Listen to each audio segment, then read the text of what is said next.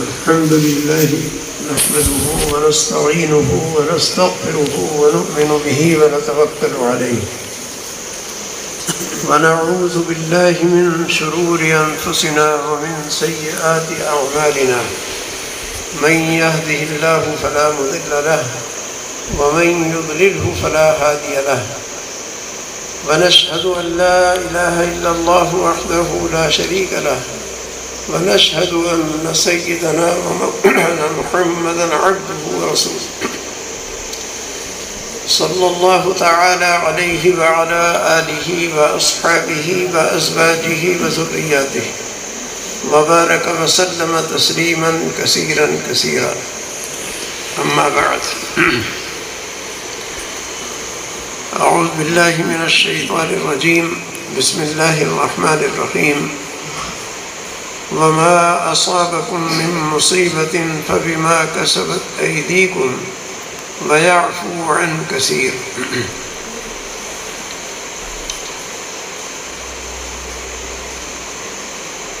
محترم بزرگوں اور دوستوں، اس وقت جن حالات سے ہم لوگ گزر رہے ہیں وہ سب کے سامنے ہے. خاص طور پر مسلمان پوری دنیا میں جن حالات سے دوچار ہیں وہ ہم سب کے سامنے ہیں. یہ حالات یوں ہی نہیں آگے ہیں، ان کے پیچھے کچھ اسباب ہیں.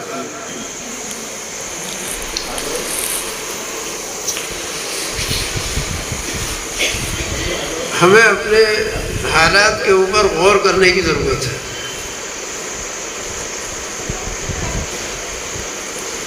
حضرت عقبہ ابن عامر رضی اللہ تعالیٰ عنہ ایک جلیل القدر صحابی ہیں.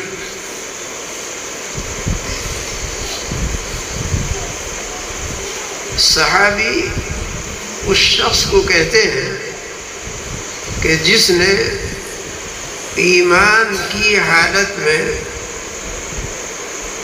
حضرت رسول پاک علیہ السلام کی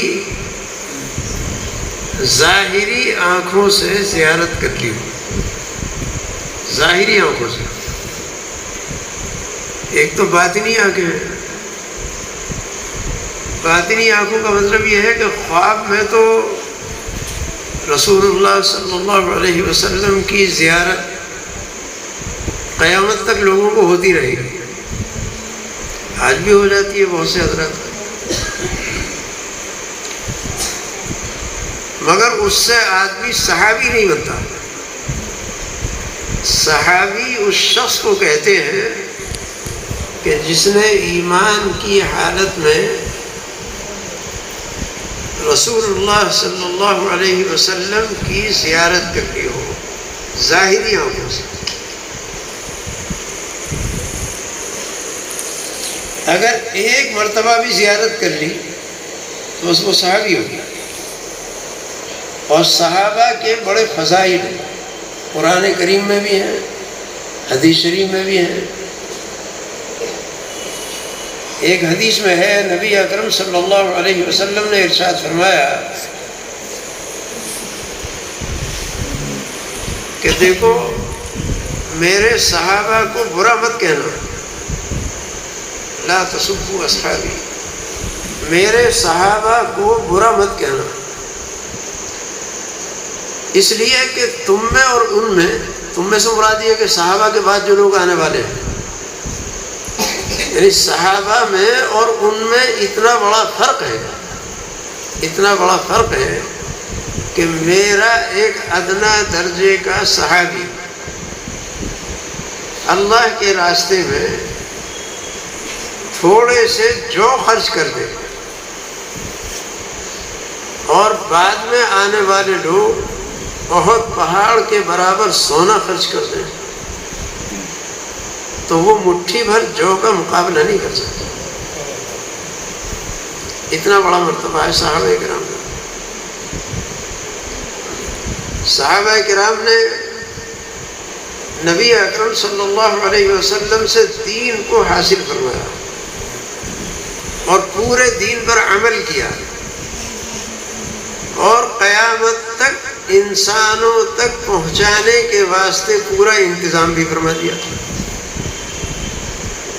یہ جو آج ہم یہاں بیٹھے ہوئے قال اللہ اور قال الرسول کی بات کر رہے ہیں، یہ ایسا نہیں کہ ہمارا کمال ہے، ہمارا کوئی کمال نہیں ہے۔ حضرات صحابہ کرام کی محنت کا، اکابر بزرگوں کی محنت کا ثمرہ ہے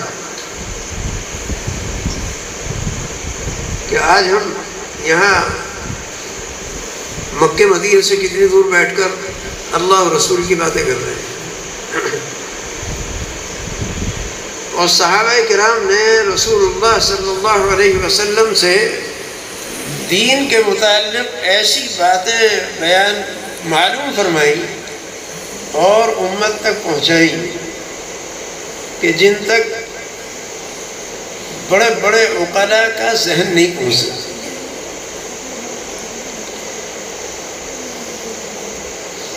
حضرت عقبہ ابن عامر رضی اللہ تعالیٰ عنہ ایک صحابی ہے، جلیل القدر صحابی ہیں۔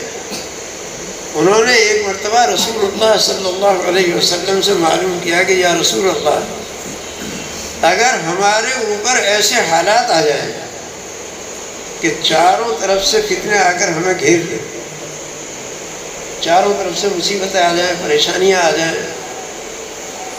تو ایسے وقت میں کیا کرنا چاہیے؟ تو وہ کتنے کانٹے کا سوال کیا ہے۔ 1400 سال پہلے، بلکہ اب تو اور 1450 سال پہلے انہوں نے سوال کیا تھا، اور معلوم ہوتا ہے کہ حضرت عقبہ ابن عامر رضی اللہ تعالیٰ عنہ کی آنکھوں کے سامنے وہ حالات تھے جو آج ہمارے سامنے ہیں۔ اگر کوئی ہم سے یہ سوال کرنے لگے کہ بھئی چاروں طرف سے پریشانی آ رہی ہے تو کیا کریں، اس کو پتہ نہیں کیا جواب دیں گے۔ ہماری کھوپڑی میں تو یہ آئے گا کہ ہمارے پاس مال نہیں ہے، اگر بہت سارا مال آ جائے تو ساری پریشانیاں دور ہو جائیں گی۔ ہمارے ذہن میں تو یہ آتا ہے کہ ہمارے پاس کوئی حکومت نہیں ہے، اگر حکومت آ جائے تو ساری پریشانیاں دور ہو جائیں گی۔ ہمارے تو ذہن میں یہ چیزیں آتی ہیں۔ حضرت عقبہ ابن عامر رضی اللہ تعالیٰ عنہ نے یہ سوال کیا تو رسول اللہ صلی اللہ علیہ وسلم نے ایسا جواب دیا، ایسا جواب دیا۔ ظاہر ہے کہ آپ تو سید العقلاء تھے، سید البشر بھی تھے، سید السادات بھی تھے، سید الانبیاء بھی تھے، اور سید العقلاء بھی تھے۔ آپ نے ایسا جواب دیا ہے، ایسا جواب دیا ہے کہ اس جواب پر عمل کرنے کے لیے آدمی کو کچھ تگ و دوڑ کرنے کی ضرورت ہے ہی نہیں۔ ہر آدمی اس کے اوپر عمل کر سکتا ہے۔ بادشاہ اگر عمل کرنا چاہے تو بادشاہ بھی کر سکتا ہے، فقیر عمل کرنا چاہے فقیر بھی کر سکتا ہے، وزیر عمل کرنا چاہے وزیر بھی کر سکتا ہے، حاکم عمل کرنا چاہے حاکم کر سکتا ہے، رعایا کرنا چاہے رعایا کر سکتی ہے، عورت اگر عمل کرنا چاہے عورت کر سکتی ہے، اور شوہر اگر عمل کرنا چاہے وہ بھی کر سکتا ہے، اور کسی کو کوئی پریشانی نہیں۔ گویا کہ ایک ایسا نسخہ آپ نے امت کے واسطے تجویز کر دیا کہ قیامت تک جو آدمی بھی چاہے اس کے اوپر عمل کر سکتا ہے، اور بہت سارے فتنوں سے اپنے آپ کو بچا سکتا ہے۔ پہلی بات کیا ارشاد فرمائی؟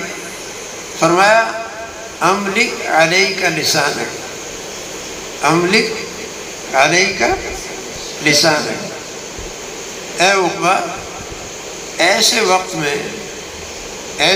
میں پہلا کام یہ کرنا کہ اپنی زبان کو قابو میں رکھنا۔ پہلا کام کیا کرنا؟ زبان کو قابو میں رکھنے کے لیے کیا کرنے کی ضرورت ہے؟ بلکہ آپ نے نسخہ ایسا بتایا کہ کچھ کرنے کی ضرورت ہی نہیں ہے۔ ایک آدمی اپنی زبان کو قابو میں رکھنا چاہتا ہے، گھر میں بیٹھ جائے، آرام سے بیٹھا ہوا ہے گھر میں، کیا پریشانی ہے؟ کچھ بھی نہیں. تو فرمایا کہ زبان کو قابو میں رکھو. حضرات اکابر نے، بزرگوں نے زبان کو کیسا قابو میں رکھا ہے، کیسا قابو میں رکھا ہے، اس کے اوپر کیسا عمل کیا ہے. ایک بزرگ تھے، ان سے کسی عورت کو بغض ہو گیا. وہ اپنے دروازے کے سامنے بیٹھ جایا کرتی تھی، اور جب وہ وہاں سے گزرتے تو ان سے کہا کرتی تھی کہ بڑے بزرگ بنے پھر رہے ہو، یہ بتاؤ کہ میرا جو یہ بکرا ہے اس کی دم اچھی ہے، تمہاری داڑھی اچھی ہے؟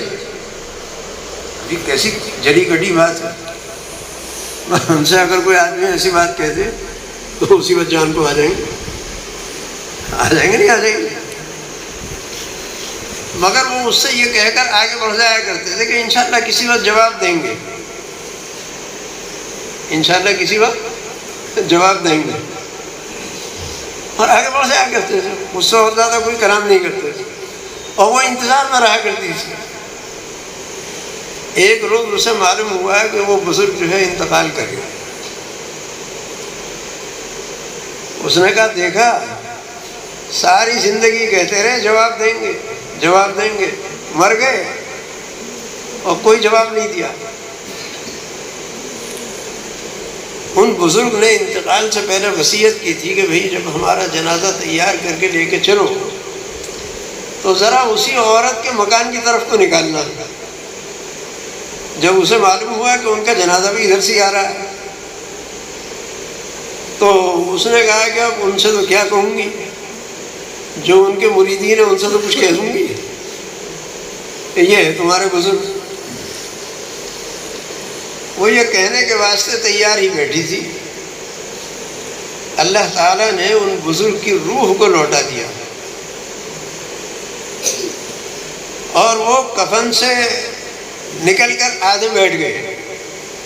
اور جب اس مکان کے سامنے اس عورت کو دیکھا تو اس سے کہا داڑھی پر اپنے ہاتھ پھیر کر کہ الحمدللہ آج معلوم ہوا کہ میری داڑھی تیرے بکرے کی تم سے اچھی ہے. اس سے پہلے تو میں بھی خطرے میں ہی تھا. اگر خدا نخواستہ ایمان پہ خاتمہ نہ ہوتا تو پھر یہ بکری کی دم ہی اچھی تھی.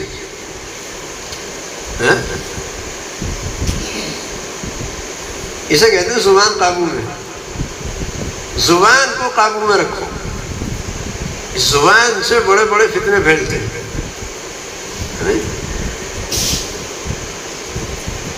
ایک عورت کسی بزرگ کے پاس گئی تھی اور اس نے جا کے کہا کہ میرا جو شوہر ہے مجھے بڑا پریشان کرتا ہے، کہ اللہ کے واسطے کوئی تعویذ دے دو. انہوں نے اندازہ لگایا، انہوں نے کہا کہ تعویذ تو ہے میرے پاس اور اثر بھی ہوتا ہے اس کا، لیکن اس کے اثر کے واسطے کچھ شرائط ہے. تو اس نے کہا کہ میں بہت پریشان ہوں، جو شرطیں لگاؤ گے سب منظور کر لوں گی. اچھی بات ہے. انہوں نے ایک بوتل میں پانی بھر کے دے دیا اور یہ کہا کہ اسے محفوظ رکھنا، اسے محفوظ رکھنا، اور جب تیرا شوہر آئے اور وہ تجھ سے مخاطب ہو، کوئی اول فول بکنا شروع کرے تو ایک گھونٹ پانی جو ہے منہ میں لے لینا. یہ کر لے گی نا؟ کہا بالکل کر لوں. نے کہا بھائی ایک اور شرط ہے آخری. انہوں نے کہا وہ کیا ہے؟ انہوں نے کہا وہ پانی جو ہے نہ تو باہر کو نکلے اور نہ حلق میں کو نیچے اترے، وہ منہ میں رکھے رہنا. اس وقت تو وہ بیچاری سمجھی نہیں. اس نے کہا میں بہت پریشان ہوں، میں اس پر بھی عمل کر دوں گی. اور وہ جیسے عورت کے حالات ایسے ہوتے ہیں، بعض مرتبہ شوہروں کے حالات بھی ایسے ہوتے ہیں. آج کل تو سب ایک سے ہی ہو رہے ہیں. یہ کوئی ضروری تھوڑی ہے کہ وہ عورت ہی کی زبان زیادہ چلتی ہے. بعض مرد بھی بڑا ظالم ہوتا ہے، بعض مرد بھی بڑا ظالم ہوتا ہے. وہ آیا، اس نے کچھ اول فول بکنی شروع کی، وہ جلدی سے اندر بھاگ کے گھر میں گئی اور ایک گھونٹ پانی جو ہے منہ میں لے لیا. اب آ کے باہر بیٹھی ہوئی تو بولے کیسے؟ وہ بولتی نہیں. اب یہ سوچ رہا ہے کہ بھائی کیا معاملہ ہوا. پہلے تو میں ایک کہا کرتا تھا، یہ اس کے بدلے میں 10 کہا کرتی تھی. آج تو کوئی بولتی ہے، چپ بیٹھی ہے. وہ بزرگوں نے کہا ہے کہ وہ ایک چپ جو ہے 100 کو ہراتا ہے. اور یہ کب تک جو ہے بغوت کرے گا؟ ایک دفعہ کرے گا، 2 دفعہ کرے گا، 10 دفعہ کرے گا، وہ تو ہر دفعہ ایک گھونٹ پانی منہ میں لے کے بیٹھ جائے گا. اب یہ کب تک جو ہے وہ بغوت کرتا رہے گا؟ تو وہ سارا نزاع اور جھگڑا جو ہے وہ گھر کا کیا ہو گیا، ختم ہو گیا. تھوڑے دنوں میں سب ختم ہو گیا. تو جھگڑا تو جب ہوتا ہے جب دونوں ارادہ کر لیں. تو کہا اچھا ایک گالی دی ہے میں اس کے بدلے میں 2 دوں گا. وہ کہتا ہے کہ اچھا یہ عورت ہو کر کے اور مجھ سے مقابلہ کر رہی ہے، ابھی اس کی چٹیاں کاٹ کے باہر نکالوں گا. تو جھگڑا بڑھتا رہے گا. اور یہ شیطان جو ہے پن مارتا رہتا ہے. اللہ تعالیٰ نے شیطان کو یہ قدرت دی ہے کہ وہ انسان کے جسم میں داخل ہو جاتا ہے اور دل کی شہرک کے پاس بیٹھ کر اپنا ڈنک اس کے اندر ڈال دیتا ہے اور زہریلا اثر جو ہے اس میں داخل کرتا ہے. اب یہ آنکھوں میں بھی جاتا ہے، ہاتھوں میں بھی جاتا ہے، کانوں میں بھی جاتا ہے. اب یہ سارے اعضاء جو ہے وہ غلط چلنے شروع ہو جاتے ہیں. وہ سب اندر گرو گھنٹال بیٹھا ہوا تصرف کر رہا ہے. اللہ تعالیٰ نے یہ قدرت دی ہے. اب اشکال ہوتا ہے کہ بھائی اللہ تعالیٰ نے اس کو تو یہ قدرت دے رکھی ہے، تو ہم کیا کریں؟ قدرت تو ہے اس کو، لیکن قرآن کہتا ہے ان کید الشیطان کان ضعیفا. شیطان کا مکر معلوم تو ہوتا ہے کہ بہت بڑا ہے، لیکن ہے کچھ بھی نہیں. اب دیکھو یہ اتنا بڑا تصرف کر رہا ہے اندر بیٹھا ہوا، لیکن حدیث شریف میں ہے نبی اکرم صلی اللہ علیہ وسلم نے ارشاد فرمایا اگر کوئی آدمی ایک مرتبہ لا حول پڑھ دے، لا حول ولا قوت الا باللہ العلی العظیم، تو شیطان بھاگ جاتا ہے. اب یہ کیا کرے گا وہ؟ لیکن ایسے وقت میں آدمی کو یہ چیزیں یاد ہی نہیں آتی. ایک حدیث میں ہے کہ جب تمہیں غصہ آئے، یہ شیطان کا اثر ہوتا ہے عام طور پر. غصہ آئے، اگر تم کھڑے ہوئے ہو تو بیٹھ جاؤ، اگر کھڑے ہوئے تو کیا کرو؟ بیٹھ جاؤ. اور غصہ اگر اس سے بھی نہیں جا رہا ہے، غصہ اس سے نہیں جا رہا، ہمارا لیٹ جاؤ. اور اگر غصہ اس سے بھی نہیں جا رہا ہے تو جس کے اوپر غصہ آ رہا ہے اسے وہاں سے ہٹا دو. مگر کوئی ضروری تو ہے نہیں. مثال کے طور پر بیوی کے اوپر غصہ آ رہا تھا، اس نے کہا تم اس وقت یہاں سے جاؤ، اس وقت بات نہیں کرتا.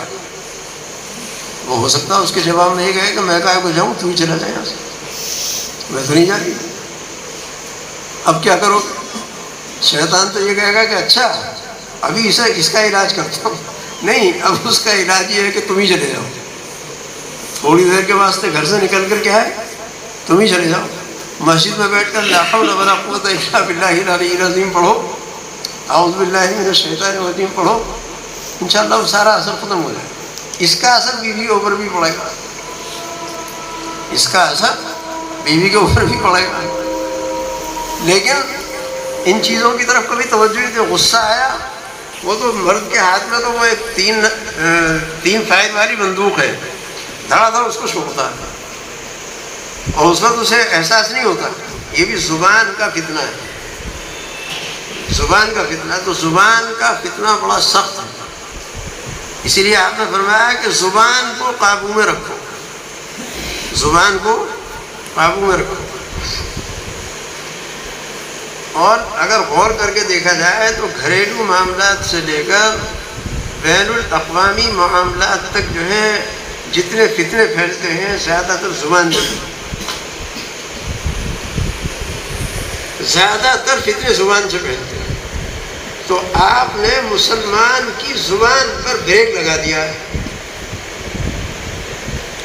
بریک لگا رہے گا گاڑی میں اور پیر اس کے اوپر رکھا ہوا ہے تو گاڑی ٹھیک چلے گی. اور اگر بریک فیل ہو گیا یہ تو خطرہ ہی خطرہ ہے. اور 3 کم سے کم بڑے خطرے ہیں. 3 کم سے کم کیا ہے؟ بڑے خطرے. جو گاڑی کے سامنے آ گیا وہ بھی کیا ہے؟ خطرے میں. اور جو گاڑی میں بیٹھے ہوئے وہ بھی خطرے میں. اور یہ خود گاڑی جو ہے یہ بھی کیا ہے؟ یہ بھی خطرے میں، یہ بھی خطرے میں ہے. اب اگر ہماری زبان کا بریک فیل ہو جائے تو کتنے خطرات پیدا ہوتے ہیں.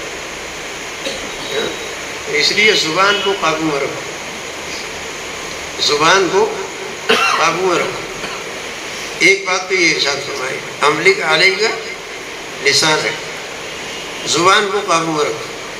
دوسری بات فرمائی وَلْيَسَعَكَ بَيْتُكَ وَلْيَسَعَكَ بَيْتُكَ، چاہیے کہ تم کو تمہارا گھر کافی ہو جائے، چاہیے کہ تم کو تمہارا گھر کافی ہو جائے.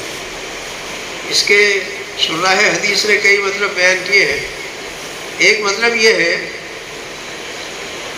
کہ جب اللہ تعالیٰ نے ساری زندگی گزارنے کے اسباب تمہیں مہیا کر رکھے ہیں، گھر کے اندر سب کچھ ہے، تو بلا ضرورت جو ہے دنیا کے اندر سیر کرتے کیوں پھر رہے ہو؟ بلا ضرورت بھاگے پھرو گے پتہ نہیں کہاں کہاں کتنے کے اندر مبتلا ہو جاؤ. تو فرمایا کہ گھر میں رہو، گھر میں رہو. خاص طور پر ہماری ماں بہنیں جب اللہ تعالیٰ نے ان کو گھر کے اندر سارے اسباب مہیا کر دیے، اب کیا ضرورت ہے میلوں میں جانے کی، ٹھیلوں میں جانے کی، ادھر ادھر جانے کی، نمائش میں گھومنے کی، بازاروں میں جانے کی؟ کوئی ضرورت نہیں.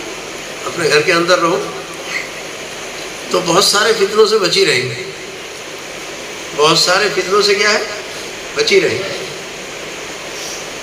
اور ایک مطلب شراح حدیث نے یہ بیان کیا ہے وَلْيَسَعَكَ بَيْتُكَ، چاہیے کہ تم کو تمہارا گھر کافی ہو جائے.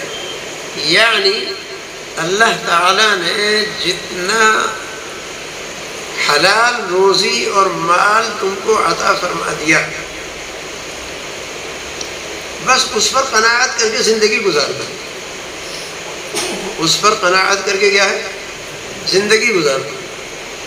ایسے پلان اور منصوبے مت بناؤ کہ جی 14ویں صدی کا زمانہ ہے، وہ تو 14ویں صدی بھی اب گئی، اب تو 15ویں صدی آ گئی، اور اب تو بس کیا حلال کیا حرام سبدھان 27 سے نہ چلنے دو سب.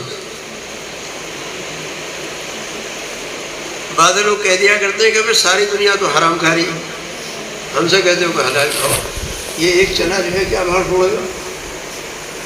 ایک چنا کیا بھاؤ پھوڑے گا؟ اب ٹھیک ہے ساری دنیا میں حرام ہی زیادہ ہے، سب کچھ ہے، لیکن یہ بتاؤ کہ اگر کسی شہر میں سیلاب آ جائے اور سارا شہر ڈوب رہا ہے اور تم تیرنا جانتے ہو تو ہاتھ پیر مار کے نکلو گے نہیں نکلو گے؟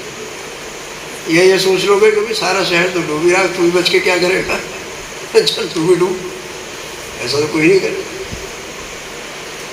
تو ایسے پلان اور منصوبے مت بناؤ، بلکہ اللہ تعالیٰ نے جو حلال روزی کے اسباب تمہیں عطا فرما دیے، ہاں حلال روزی کے اسباب اختیار کرنے میں خوب جد و جہد کرو، اسے کوئی منع نہیں کرتا.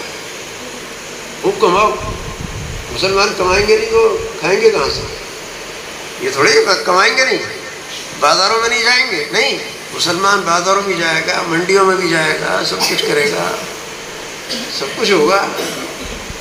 لیکن ایک فرق ہونا چاہیے کہ تمہارا ایسا بھرم بازار کے اندر ہونا چاہیے کہ یہ مسلمان ہے کبھی جھوٹ نہیں بولے، یہ مسلمان ہے دھوکہ نہیں دے سکتا، یہ مسلمان ہے سچ بولے گا، ایسا بھرم ہونا چاہیے تمہارا. ہمارے اکابر نے تجارت کی لائن سے ہی تو دین پھیلایا، تجارت کی لائن سے بھی دین پھیلایا. وہ کیسے پھیلایا؟ ان کی دیانت پر، امانت پر. ایسا لوگوں کو اعتماد ہو گیا تھا، ایسا لوگوں کو اعتماد ہو گیا تھا کہ اپنے عمدہ قسم کے مال ہی نہیں، اگر ان کو باہر جانے کی ضرورت پیش آ گئی اور ان کی بہو بیٹیاں اگر ان کو حفاظت کہیں نظر آتی تھی تو مسلمانوں کے گھروں میں نظر آتی تھی اور بے تکلف ان کے یہاں چھوڑ کر چلے جاتے تھے. ہمارا ماحول ایسا ہونا چاہیے، ہمارے اوپر لوگوں کو ایسا اعتماد ہونا چاہیے. تو کمانے کے واسطے کوئی منع نہیں کرتا، کماؤ اور خوب کماؤ، محنت کرو. بازار کے اندر ہماری ایک شان ہونی چاہیے. یہ مسلمان ہے، جھوٹ نہیں بولے، یہ مسلمان ہے، دھوکہ نہیں دے سکتے. اور اب تو لوگ کانا پھوسی کرتے ہیں کہ بھئی یہ مسلمان ہے، ذرا دیکھ کے معاملہ کرنا، کہیں ایسا نہ ہو گڑبڑ ہو جائے. ہمارے متعلق یہ احساس ہے لوگوں. تو میرے محترم بزرگوں اور دوستوں، کمانے کے واسطے تو کوئی منع نہیں کرتا، خوب کمانا چاہیے، لیکن دیانت داری کے ساتھ، امانت داری کے ساتھ. دیکھو بہت سی جگہوں پر دیانت داری اور امانت داری کا فقدان ہوا اور مسلمانوں کا بھرم جو ہے ختم ہوا. ہمارے بزرگ جو ابھی حیات ہیں، اللہ تعالیٰ ان کی عمر اور خیر و برکت عطا فرمائے، مولانا مفتی محمد تقی عثمانی صاحب یہ کچھ سال پہلے دارالعلوم دیوبند میں تشریف لائے تھے. انہوں نے فرمایا کہ میں ایک ملک میں گیا اور وہاں ہمارے پاکستانی لوگ بھی بہت تھے. ان سے ملاقات ہوئی تو انہوں نے ایک بات بتلائی. انہوں نے کہا کہ یہاں پہلے، اب تو یہ موبائل آ گیا، اب تو ہر ایک آدمی کی جیب میں موبائل ہے. پہلے وہ فون کرنا ہوتا تو دکان پر جا کر فون کیا کرتے تھے، ابھی تو کچھ سال پہلے کی تو بات ہے، سب لوگ دیکھتے ہیں. تو فرمایا کہ یہاں جو فون کی کمپنیاں تھیں، انہوں نے یہ قانون بنا رکھا تھا کہ اگر کسی سے اتفاق سے موبائل کا وہ فون کا نمبر غلط مل گیا اور وہ فوراً جو ہے اس کمپنی سے رابطہ کر کے کہتا ہے کہ نمبر غلط ہو گیا تھا، تو اگر وہ نمبر غلط ہو گیا تو اب آپ صحیح نمبر ملا دیجیے اور پچھلے والے فون کا جو ہے آپ سے کوئی چارج نہیں لیا جائے گا، چاہے پوری دنیا میں آپ کہیں بھی کر لیں. تو اب ہمارے لوگوں نے کیا شروع کر دیا؟ حضرت نے بتایا کہ ہمارے جو پاکستان کے لوگ تھے انہوں نے یہ شروع کیا کہ ایک فون کیا، بات کر لی، اور پھر وہ کمپنی کو فون ملا ہے کہ وہ نمبر غلط ہو گیا. اب یہ تو بات فری میں ہو جائے گی، اب وہ اگلی بات جو ہے وہ اپنا اس کا چارج لگے گا. انہوں نے یہ کرنا شروع کر دیا. اب وہ ظاہر ہے کہ یہ چیز جو ہے وہ ڈھکی چھپی تو رہے گی نہیں، وہ کب تک چلے گی. فرمایا کہ اب انہوں نے جو ہے وہ قانون بنا دیا کہ اب چاہے کوئی مرنے کی اطلاع کرے یا جینے کی اطلاع کرے یا کسی بھی چیز کی اطلاع کرے، پورا چارج جو ہے وہ ہر فون کا لیا جائے گا، چاہے وہ فون نمبر جو ہے غلط مل گیا ہو، صحیح ملا ہو، ہماری کوئی ذمہ داری. فرمایا کہ یہ ذرا سی غفلت کی بنا پر اور ذرا سا فائدہ آدمی نے سوچا، اس کی بنا پر ایسا ہو اور پورے مسلمانوں کا بھرم جو ہے وہاں ختم ہو. اور وہ فائدہ بھی فائدہ نہیں ہے جس کو ہم فائدہ سمجھ رہے ہیں. تو میرے محترم بزرگوں اور دوستوں، کتنے لوگ ہیں بیچارے کہ جن کو یہ اسباب نہیں ہے اور پریشان حال ہیں، اور کتنی پریشانی کے ساتھ میں زندگی گزار رہے ہیں. ہمیں تو اللہ تعالیٰ نے گھر بھی دے رکھا ہے، دکان دے رکھی ہے، تجارت دے رکھی ہے، اور زندگی گزارنے کے سارے اسباب مہیا ہیں، ہمیں سب کچھ حاصل ہے. تو اللہ کا شکر ادا کرنا چاہیے. اللہ کا شکر ادا کرو گے تو نعمتوں میں زیادتی ہوگی، اور اگر ناشکری پر اتر آؤ گے تو اللہ تعالی نعمتوں کو چھین لیتا ہے. بلکہ آگے ارشاد فرمایا کہ صرف چھینتا ہی نہیں ہے، بلکہ فرمایا کہ ان عذابی لشدید، میرا عذاب جو ہے بڑا سخت ہے. حضرت تھانوی رحمۃ اللہ علیہ نے ایک جگہ لکھا ہے کہ مسلمانوں کی حکومتوں کے جو زوال ہیں، ہم سمجھتے ہیں کہ بڑے بڑے اسباب سے شروع ہوئے ہیں، فرمایا کہ نہیں، چھوٹے چھوٹے اسباب مسلمانوں نے اختیار کیے اور مسلمانوں کی حکومت کا زوال آ گیا. مسلمانوں کی حکومت پر زوال آ گیا. وہ چھوٹے چھوٹے کیا ان کا حضرت نے گنائے؟ ان چھوٹے چھوٹوں میں کیا حضرت نے مثال کے طور پر لکھا ہے کہ ہمارے یہاں آج کل، حضرت نے اپنے زمانے میں لکھا ہے، حضرت کے انتقال کو بھی میرے خیال سے 60-65 سال سے اوپر ہو گئے، حضرت نے لکھا ہے کہ ہمارے یہاں آج کل وضو کرنے میں پانی کا اسراف بہت ہوتا ہے، پانی کا اسراف بہت ہوتا ہے۔ 1 لوٹا پانی میں آدمی وضو کر سکتا ہے، مگر 3 لوٹے پانی میں وضو کر رہا ہے، یہ اسراف ہے۔ تو فرمایا کہ اسراف وضو کے اندر شروع کیا ہے، حالانکہ نبی اکرم صلی اللہ علیہ وسلم نے یہاں تک ہدایت دی تھی وَإِن كُنْتَ عَلَى نَهْرٍ جَارٍ، چاہے تم نہر جاری پر بیٹھے ہوئے ہو تب بھی اسراف کرنے کی اجازت نہیں ہے۔ پانی نہر کا ادھر سے آ رہا ہے، ادھر جا رہا ہے، آپ یہاں بیٹھ کر وضو کر رہے ہیں، 20 بالٹی کے برابر پانی سے وضو کر لیجیے، کچھ بھی نقصان نہیں ہے پانی کا۔ جتنا پانی وہاں کھیتوں میں جا رہا ہے وہ تو جا رہا ہے، وہ جائے گا، آپ کے وضو سے کوئی نقصان تھوڑی ہو رہا ہے، لیکن جائز نہیں ہے۔ 6 مرتبہ آپ کو دھو رہے ہیں، کیوں دھو رہے ہیں؟ یہاں پانی کا تو کوئی نقصان نہیں ہے۔ حدیث میں فرمایا وَإِن كُنْتَ عَلَى نَهْرٍ جَارٍ، چاہے تم نہر جاری پر بیٹھے ہوئے ہو مگر وہاں بھی اسراف کرنا جائز نہیں۔ اور فرمایا کہ اسراف کا اثر جو ہے، سب سے پہلا اثر نماز کے خشوع خضوع پر پڑتا ہے۔ وضو میں اسراف کیا، وضو میں اسراف کیا اور نماز کا خشوع خضوع بہت ہو گیا، نماز کا خشوع خضوع ہو گیا۔ یہ تو حضرت نے اپنے زمانے میں لکھا تھا، یہ جب یہ ٹوٹیاں نہیں تھیں عام طور پر ماشاء اللہ کہیں ہوں گی وہ الگ بات ہے، یہ تو ہمارے سامنے بہت ہوئی ٹوٹی ہوگی، یہ ٹوٹیاں نہیں تھی۔ تو اب کیا حالت ہے؟ اب تو یہ ہے کہ وہ وضو کے لیے ٹوٹی چلا دی اور وہ وضو کر رہا ہے، اور وہ جب وضو کرنا شروع کرے گا وہ اسے کھول دیے، اور جب وضو کر کے فارغ ہوگا تب بند کرے گا، اور وہ بند کر دے گا، وہ بھی اس کا احسان ہے، ورنہ بعض لوگ تو بغیر بند کیے ہوئے چلے جاتے ہیں، اب کوئی دوسرا ان کا خادم آئے گا وہ بند کرے گا۔ میرے خیال سے شاید ایک لوٹا نہیں بلکہ شاید کئی بالٹیاں پانی جو ہے ایک وضو میں لوگ بہا دیتے ہیں، ایک وضو میں لوگ بہا دیتے ہیں۔ ایسے ہی حضرت نے لکھا ہے کہ رزق کی ناقدری، رزق کی کیا ہے؟ ناقدری جب لوگوں نے شروع کی، اللہ تعالیٰ نے مسلمانوں کی حکومت ضائع کی، ثابت کی۔ رزق کی ناقدری کیا ہے؟